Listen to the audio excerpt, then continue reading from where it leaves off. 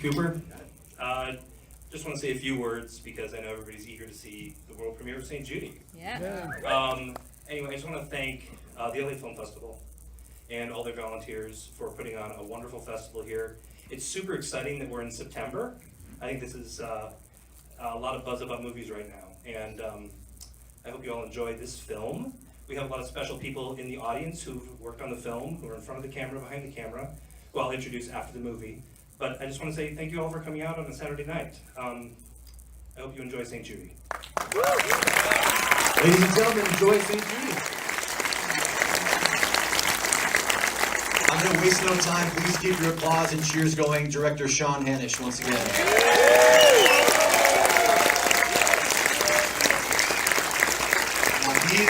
He's got his own microphone here, and we have many, many special folks here with us today. So many special people. First of all, thank you all so much again for coming.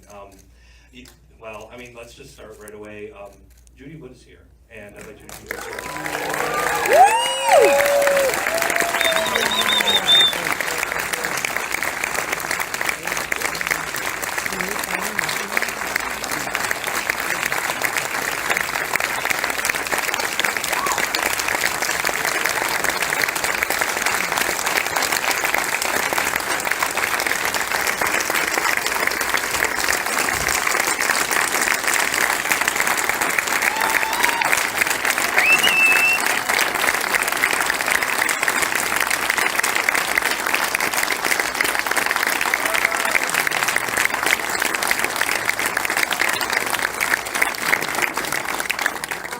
I am so grateful to Sean and to Paul and to Dmitry. I want to tell you how the film was born. Dmitry was a clerk, the writer of the film in my office, and I took him up to Lancaster with me to meet detainees and to try a case with me. And he actually won the case, a law clerk. He won his first case.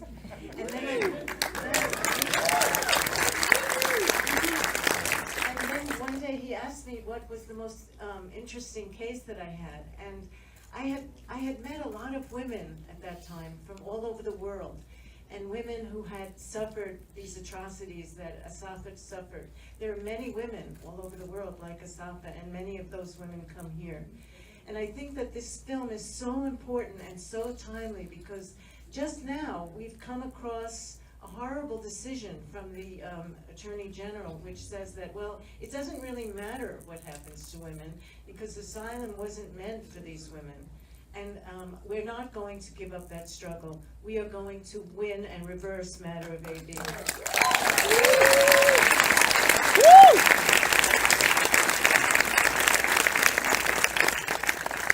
That was a lovely segue. I'd like to introduce our screenwriter, Dmitry Portnoy.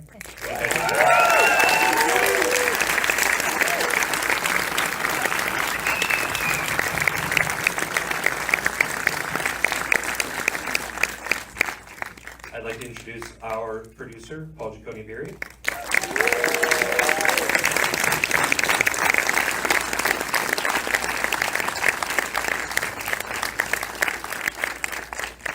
And I would like to bring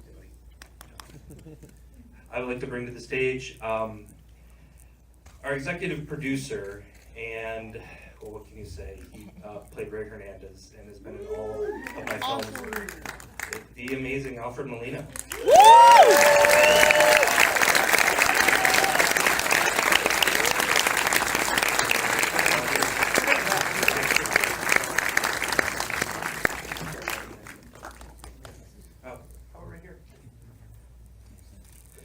All right, Okay. here we are. Hey, Dmitry, did you want to say a little bit more about how working with Judy was and how, that first conversation went where you found out about this story?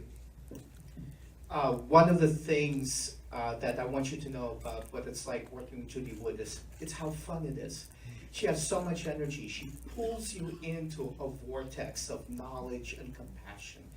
And when you come up at 2 a.m. or 3 a.m. with a winning argument or something you feel might be a winning argument, it's the greatest feeling in the world. I'm a refugee. When I was up in Lancaster, in the very facility where Sean shot the film, I was sitting across the glass from a man about my age from India. And he talked about his life in India and why he had to leave and why he came to the United States and what he was doing here and his family. And just a bell went off in my head. Why am I on this side of the glass? And why is he on that side of the glass? It was because of Judy that I had that realization, and that was the genesis of the movie.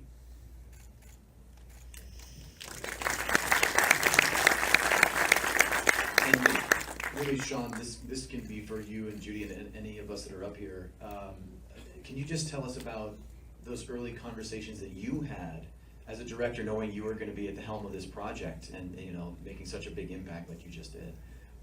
Absolutely. It was about almost exactly 3 years ago to the day that Dmitry and I sat down, and he started telling me this story. And I don't know, I was never one to think that I would direct kind of what you would, I guess, call a legal drama. But he started telling me about, well, first of all, the incredible work this woman did, and how these two women, through their courage and bravery with a lot at stake, were able to actually change the law and save thousands of women's lives. So I was in at that point. But then when Dmitry was painting these pictures of that the fact that the burden of proof is on the refugee, and a judge gets to sit literally in judgment in a dusty trailer in the desert, I was like, I've never seen that before. That's something I think we need to see. I think we need to see the inside of these detention facilities. I think we need to see the faces of these people. And so I was, the minute he told me, I was in. The next day I went to Paul, I said, hey, Dmitry's got a really good idea. And then Paul was in, and then we went to meet Judy for the first time. And that's a revelation. So that was the genesis. Literally, it was, I asked Dmitry, I said, we've known each other since we went to film school together at USC. And I sat down and I said, Dmitry, we've known each other 25 years. Why have we never worked on anything together? And he said, this is great. He goes, funny you should mention that. And he ripped into this story for 20 minutes, and I was just, it was amazing. That's great. And maybe we can pass the mic back to Judy. I want to ask her a question. I mean, Judy, we've just seen a film about what is your life story, essentially. This is your life's work now in a film, and you've been trying to make an impact as an individual and with people like Dmitry and your team to do as much good as you can for as long as you can. What do you think a film like this can do? Because this topic there is no more timely and important topic like this. I think this film is tremendously important because it gives a human face to the suffering that's endured by these people.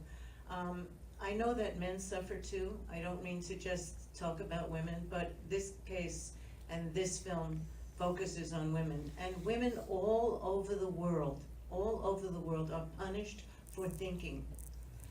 Women are raped, imprisoned, horribly tortured for the mere fact that they have a mind and use it. And that has to change. That simply has to change. It's changed, and now that it's going backwards now, and we have to move it forward again.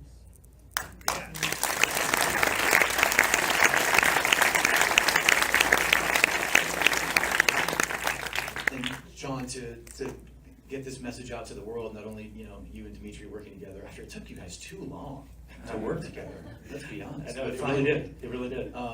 That was Dmitry, way to bury that, just to go, I'm gonna change your career. Tell me a little bit about bringing the cast together, because there are so many fabulous actors, and one of them sitting right here, and another right here. We got a cameo. We got a cameo right here. The Ninth Circuit Court bailiff. Yeah, I mean, it's such a classic kind of. The greatest thing happened though, no, we had this amazing, thanks to Fred. Well, first of all, thanks to Fred, Alfred Molina, Fred, who has been a champion of my writing, and in this case, Dmitry wrote this, but my directing work. He's agreed to sign on to these projects. I actually am pleased to say that my next project and Paul's will be producing Alfred's directorial debut.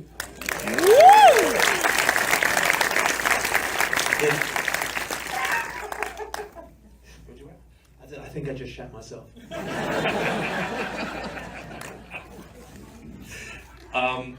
So when you start, first of all, when you start with a true story and a really well-written script, and then you ask your dear friend and one of the best actors in the world to play one of the leads, or one of the leading roles in the film, Alfred Molina, other actors sit up and take notice.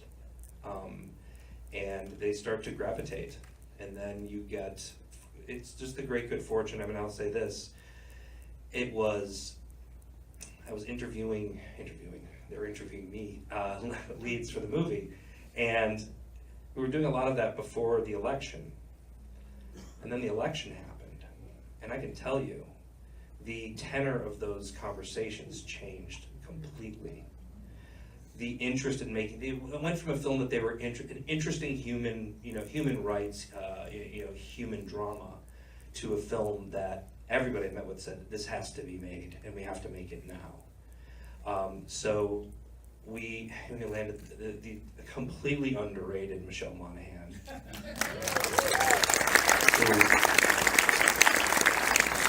has, she and Judy, I mean, the soul and the spirit are identical. I mean, you two are such beautiful people.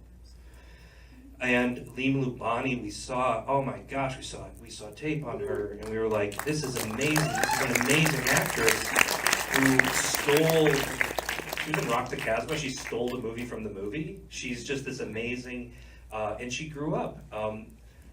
She's Muslim and Israeli, living in a Muslim majority city of Nazareth. So she had lived the life like Asif had. She was, she's being an actress, and her friends were all getting married. And anyway, she's such an amazing find for us. I got to have lunch with Common, and I'm telling you, he has a cool radius of about 6 meters. And if you're anywhere within distance, everybody just kind of drops what they're doing and look at you. He was beautiful as Benjamin. But everybody. I mean, we have Amy Garcia, and who was brilliant. She was here, but had to run to another premiere that she had tonight. Michael T. Williams and Peter Krause. I'm going to forget everybody, but it was. So this judge we had, it's played by Alfred Woodard, obviously. Truly, I mean, that was like a pleasure of my life to be able to direct her. She's everything. So I think that's, okay. Sean, I just like the idea of you like being a crafty with Common and somebody going, who's that guy with Common eating baby carrots? Oh, that's the director of the film. Oh, That's what it's like. No, we were walking out of lunch. We were walking out of lunch, and I gave the valet my ticket, and I pulled out a 20, and he just looked at Common the whole time and walked away. And I was like, that's amazing. I just saved $20. Yeah, well, it was amazing. Just the way that people look at him, he's phenomenal. So. Yeah. And let me, Alfred, I want to ask you a question about, Sean just alluded to it, your friendship and your background. Have you two worked together before, or has it been a quarter century like he and Dmitry? No. Sean and I have been friends since the mid-90s, I think, when I first came to live in California, when Sean was still writing and directing for the theatre. He's turned his back on the boards now, but we were involved together then, and we've stayed friends, and it's been my privilege to have been sort of involved with all of Sean and Paul's projects, and long may it continue. But I think something that Judy said that I think is really important is that this film totally opens up this notion of not just timeliness. There's something about these kind of movies with these human stories that always pique people's interest. People kind of go, oh, this is interesting, this is fascinating. But the difference between that and this story is that this has a kind of imperative to it that is goes beyond, you know, any kind of artistic or creative considerations. We're dealing with something which is absolutely at the core of all our freedoms, all our rights. And, you know, and it spoke to me in a very much the same way that it spoke to Dmitry, that, you know, I'm the son of immigrants. My parents emigrated to England. I have immigrated to America. So, you know, this story, now I've been very lucky because I'm a middle-aged white man, so no one's going to stop me at the border. But that doesn't change the fact that for so many people, just the nature of deciding to step from your country to another country, whatever it is you're looking for, freedom, economic freedom, a chance to get educated, a chance to live a life that's not sort of hampered by oppression in any way. Just the very fact of that decision suddenly becoming something that can actually threaten your life, I think that is what is at the heart of this movie. And when Sean told me the story, I think quite soon after he'd had the conversation with Dmitry, I sort of went, oh yeah, I'll lurk in a doorway. I'll do craft service. And I was there at craft service when Common and Sean enjoyed. It wasn't a baby carrot; it was a donut. And don't let Common tell you any different.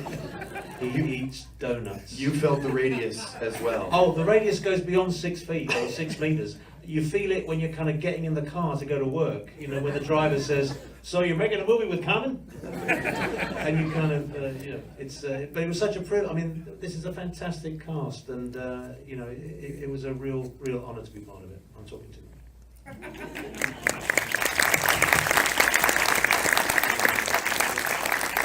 So we do have a little bit of time, and thank you all for staying. I'd love to open things up, and I'm sure there are some questions floating around out there. So please, if you'd like to ask anyone up here a question, raise your hand. I'll do my best to beat the spotlight.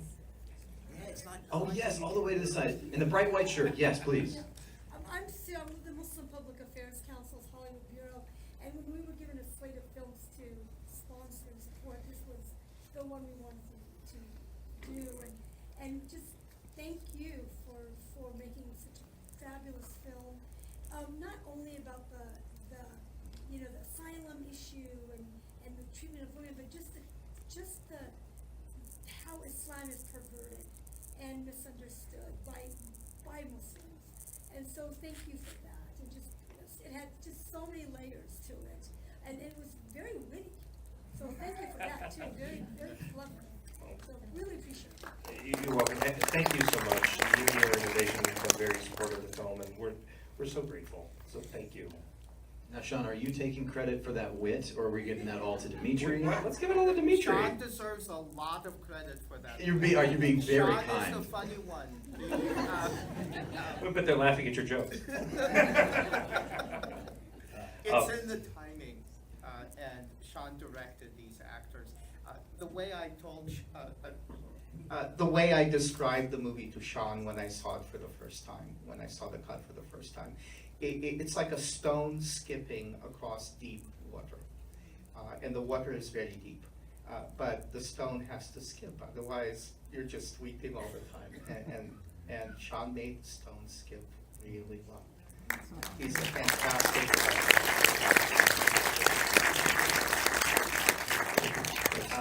Yes, miss, right here. I just want to say, you didn't just make a great movie about a hero, you made a great movie about a female hero. And it's kind of pretentious to say, I'm extremely proud of the four of you for making a story. Of course I'm proud of Judy, I love Judy, but you guys made a story about a female hero for us. I want to go to the movies and see female heroes. So thank you. Thank you for that. You're so welcome. And I mean, Judy is a hero for our times. She's a hero we need now. And that's why this story is so important. But thank you very much. It's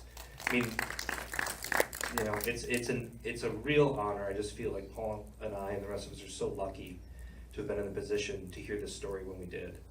And, anyway, thank you.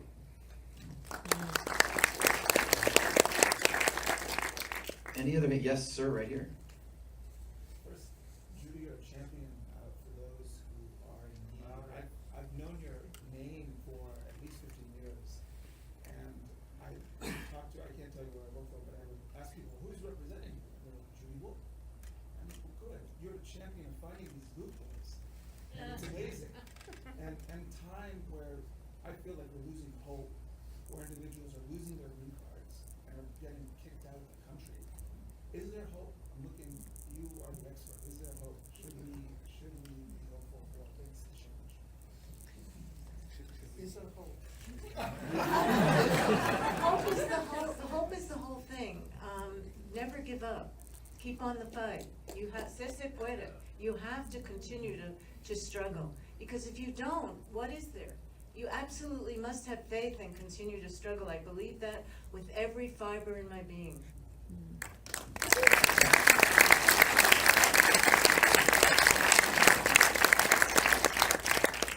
I think we have time for one or two more questions. I have one. Oh, yes, right here. The shout out, that is bold, I like it. Yes, please. What was the hardest part of making a movie? Oh, that's the producer's gonna answer that. Yeah, Paul, and you can't say all of it. Somebody cares what the producer has to say. No, look, That's enough. no, you know, this is, the film business is really hard, and it's difficult to make a film like this. You know, a film like this, you know, a few decades ago would have a studio behind it and a budget, and you'd be able to go do things. And now it's, you know, I'm working craft service because we gotta save every penny. So There's commons there, everyone's drawn to well, craft and it's services. great, yeah, then they eat everything. No, it's really, it's one of these things, the great advantage that we have on a film like this, even though, you know, we don't have the resources that we wanna have, Sean doesn't have the extras that he wants to have, we don't have as many shooting days as we wanna have, we don't have any of that stuff, but we have people who wanna be a part of it, because you're telling a story that everybody is drawn to. I mean, and this film had its own gravity and brought everybody into it. And there was not a single person, from PAs to movie stars, who came in to this for the wrong reason. Everybody came into it for the right reason. And so that makes the struggle of not having the things that you really wish you have worthwhile, and get you up every morning. And that's straight from the producer's mouth. And I think I saw one hand, yes, right, miss right here. I just have a question since we have Judy here, which is such an amazing. Oh, can you hear me? Should I speak up? She can't, but I'll tell her. Okay. We'll pass it down, we'll tell them. I was saying it's so amazing that you're here, and I'm curious to know what led you to immigration and this line of work in the first place, and how, you know, you became a hero. You are a hero to so many people, and how that started. What was the little kernel in you? How do I see the trend now in immigration? What drew you? What drew me? Yes. My attraction to it? Well, I actually was a public defender, and there's a scene in the movie. There was a time in my life when I wasn't going to be a public defender anymore. I had decided, and there was a scene in the movie when the character St. Judy is walking through these jail cells, and these hands are moving out to her. And I actually had that experience of, I had heard about the sanctuary movement and all the people that were in jail in Central America, particularly in El Salvador. And I had heard a poem about it, actually, by another woman poet. And after I heard that poem, I was trying to figure out and meditate and pray about what I should do next after I finished my public defender job. And I got this sort of vision of these hands, just like the movie, coming out of carcels and jail cells and saying my name, actually. And it was so moving to me that I decided to come to Los Angeles and help these people. And I had heard a poem. If you can just bear with me, this is kind of a long story, but the poem that I heard that kind of brought me from New Mexico to California was actually about a man in a cage in El Salvador, in a political dissident prison there. And in the cage, he was tortured and he couldn't walk or stand up anymore because of being in this cramped space. And they had tortured him in horrible ways. I'm not going to tell you all of it. Well, one of my very first cases when I came to Los Angeles, pretty much on the call of this vision, was a young man who had actually been put in one of these cages in El Salvador. And I listened to his story and we won. So it was, we won his case in court. And in those days, in the 1980s, there were streams of refugees coming in from Central America and El Salvador, and the judges were saying, well, you know, they're all suffering, it doesn't matter. Their hearts had grown cold toward these people.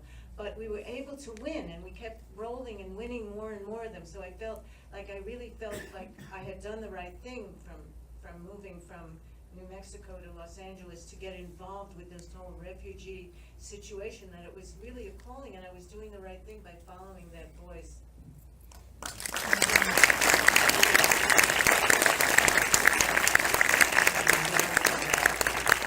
And folks, just before, I know I saw a couple other hands before we wrap up tonight. Sean just wanted to mention a few other special people who are here in the audience tonight. Yeah, I mean, I can see this group in front, so I'm just going to thank our composer James Sale. If he'd stand up. Our editor Anita Brancavani. Thank you. Our associate producer Trevor Brisbane. Scanning. Executive producer Kelly Call.